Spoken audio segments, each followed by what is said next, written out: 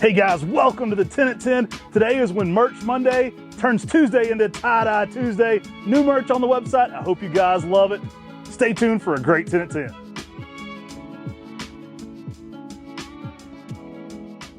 Good morning and welcome to the 10 at 10.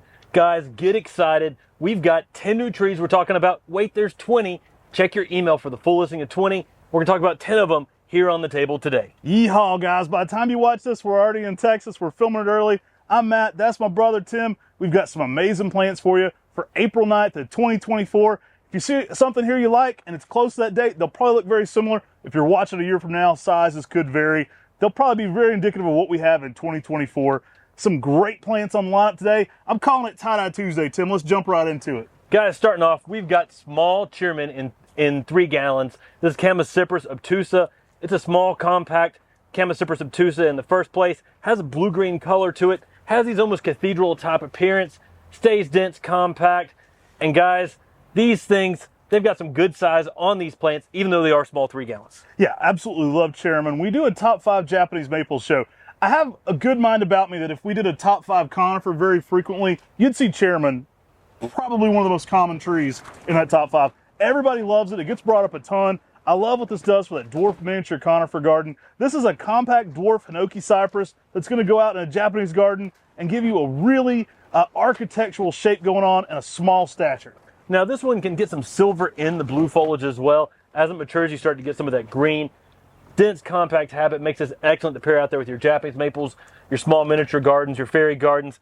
Need I say it, the miniature railroad garden? Let's do it. All right, guys, late to leaf here, but we've got some great Acer japonicum, Emits Pumpkin. And Emmett, he didn't skimp on the pumpkin. He named a great plant. It's actually named for Emmett. Absolutely awesome tree. Emits Pumpkin, one of my favorite large leaf japonicums. Also one of the fastest growing japonicums of them all.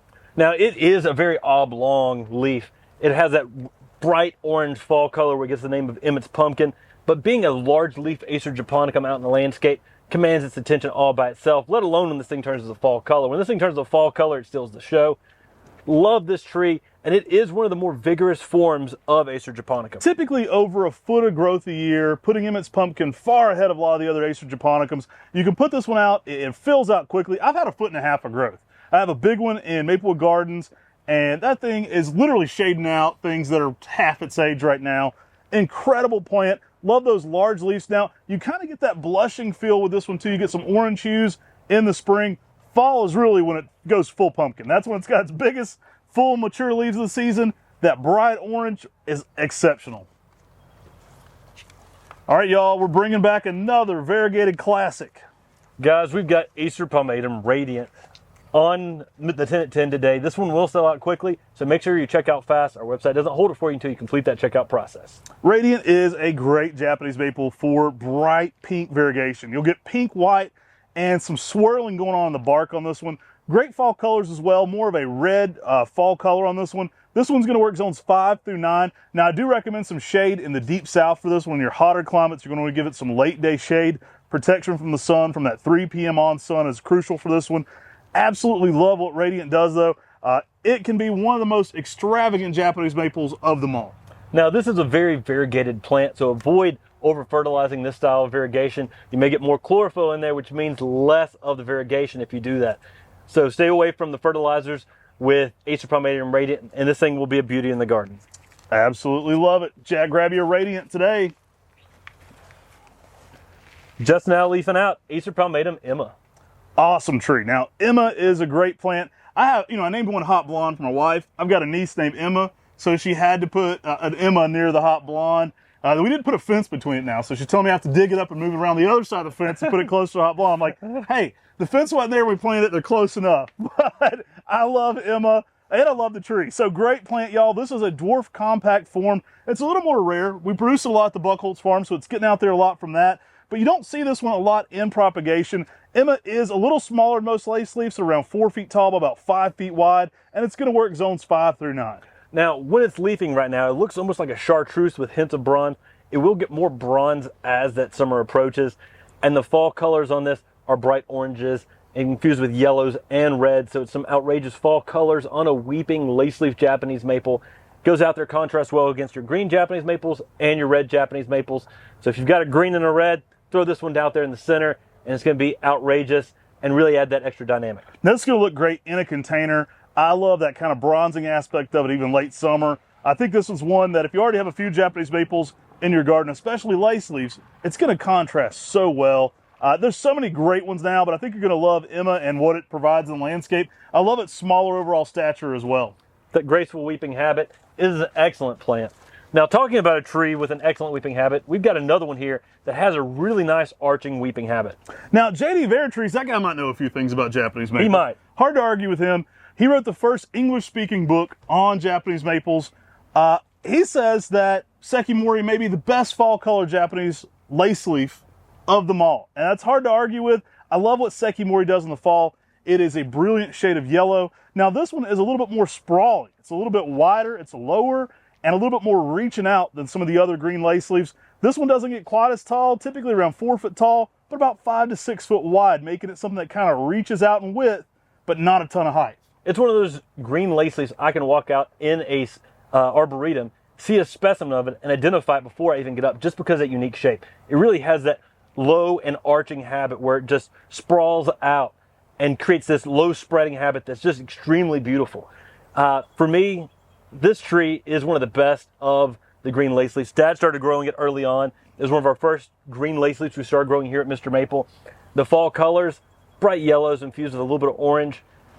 For this tree, plant it on a hill. I mean, J.D. Veritrees even says, plant the lace leaves on a hill so you can accentuate and really see up into the branches of these weeping styles. It really adds a new dynamic to them and really increases that sort of mountain landscape appeal that people use in traditional Japanese gardening. Now, this one's also going to work zones 5 through 9. I have noted that Seim Mori has been a huge performer for us in hotter climates. This one's done exceptional in full sun in Columbia, South Carolina. It's going to do well in Alabama and Georgia. It's an exceptionally durable green lace leaf.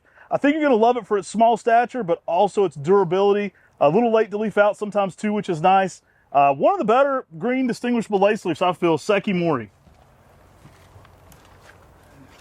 Now, this is perhaps one of the last times I think we'll be offering for a while the grafted Makawa Yatabusa seedlings. So these were seedlings that Talon Buckholtz had sent us, and then we wanted to evaluate them further, so we grafted a number of them to continue on. And they're basically all seedlings. They don't have names on them, but they were evaluated further for us to figure out if we wanted to reduce them into the nursery trade or not. These are a grab bag of traits. So think of our red Makawa seedlings, but grafted. So it's a little confusing there on what they are, but they're excellent. They have the vigor of a grafted plant, but I think a little bit of that variability you like about the MY bonsai seedlings. So these are from seed, then we grafted a whole set of them. So they're all kind of mixed genetics in there. You're not going to get a specific trait out of these, but they are exceptional. A lot of them are, they're all going to have that dense Makawa habit to them. A lot of them are going to have more bronzing, more pink, more red spring colors. A lot of interest in there. Some of them may even be cultivar worthy. To be honest, I've evaluated all these long enough, but what you're going to get out of these is a awesome looking dense Makawa style Japanese maple with a lot of great vigor to it. That graft's going to go ahead and put it out there so you're not waiting on it for forever. It's going to fill out nicely. And these are 3 to 4 year 1 gallons. So you are getting a really old tree out of these 1 gallons. And some of these had some really nice shades of orange. Some of these had some really nice shades of sort of bronze, kind of pink. I mean, there were some amazing trees in these MY bonsais.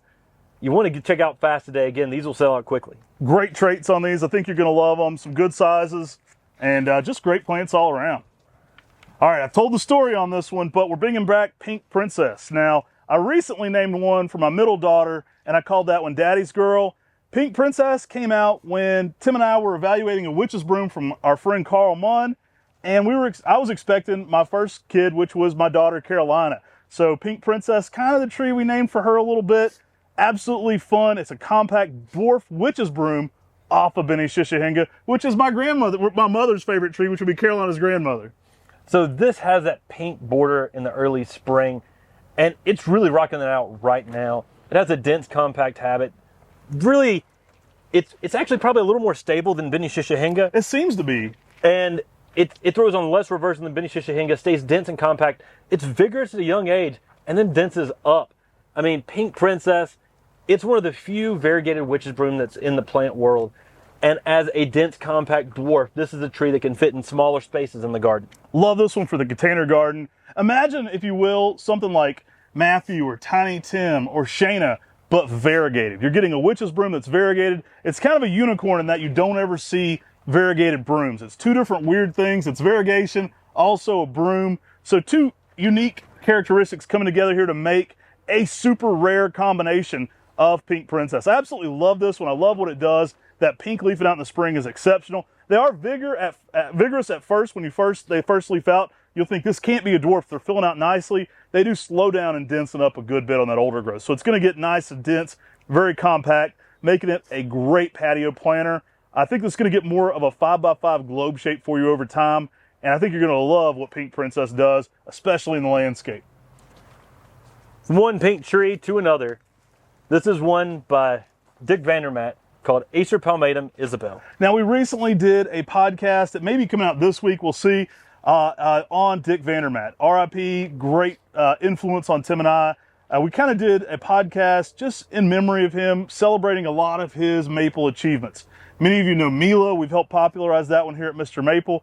Dick Vandermaat, before he passed, wanted to make sure we had all of his prominent introductions, and one of those is definitely Isabelle.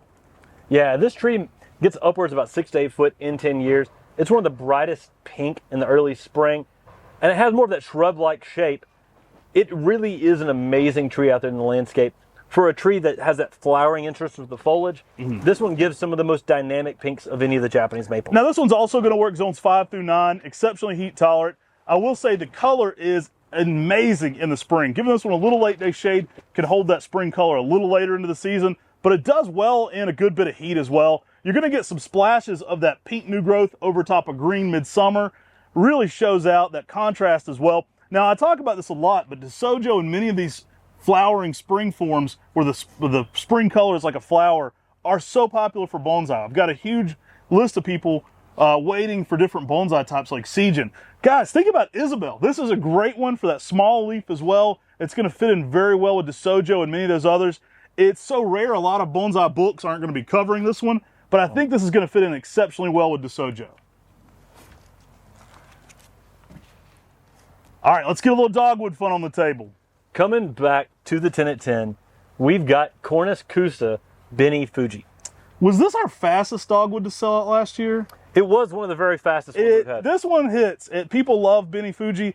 That color is exceptional. I absolutely love what it brings. You know, it's a Cornus cusa, so it's got all that durability in it from the Chinese dogwood, which works great here in the South. They make excellent plants for the durability there.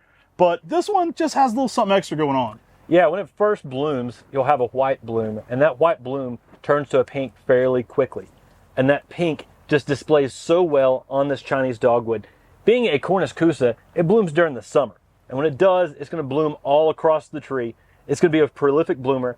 But being a Chinese dogwood, it's also disease resistant, powdery mildew resistant, easy for a lot of people to grow in their garden. And that's really what we're looking for, is a beautiful tree that's easy to grow and gives you some awesome pink, vibrant colors in the summer. Grab you one today on Tie-Dye Tuesday, guys. They will not last. That one's going to sell out quick. And last but not least, we're bringing back Watnong. Yo, Watnong is an outstanding plant. It's one of the most heat-tolerant lace leaves, and it has this gorgeous arching out shape that distinguishes it from many of the other colorful lace leaves. Right. A lot of people mix this one up with Chantilly lace, and they'll ask me how they're different, and Baldsmith as well. Watnong has a distinctive arching habit to it. You'll definitely notice it. I love this one for the yellowish eye that it gets to that pink exterior. These have been in some shade. As you get them out into more sunlight, as they get more in leaf, you'll get some crazy shades of orange, pink, and yellow going on all at the same time. With it's not an upright tree, but it has a lot of distinctive arching branches. One of our late great friends, Pat Dye of Auburn University, loved Watnong. And the reason he loved it, one, is heat tolerant, so it did well down there in the Alabama region, but it also has a gorgeous orange fall color. And it's one of the best orange fall colors, gorgeous weeping habit. I mean, I know that of all the Japanese maples that Pat Dye had, this was among his favorites. Oh, excellent plant. It's hard to rival the spring color on this one. It could be tie-dye unto itself. The tree actually encompasses everything we want about Tie-Dye Tuesday here today.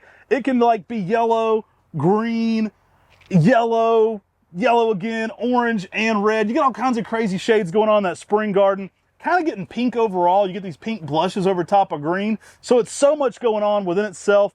I think you're going to love what Watnong brings to the table. This is a great candidate for in the container. Again, get you a colorful pot. You're going to have so much contrast going on there with Watnong. And it's exceptionally heat tolerant as well for zones 5 through 9. That is for sure. And guys, that was our 10 trees. We got 20, so check out your email for the other 10. Guys, we appreciate y'all so much. Make sure you're subscribed to our channel. Make sure you're subscribed to our weekly emails on MrMaple.com. Take care. God bless. And have a great day.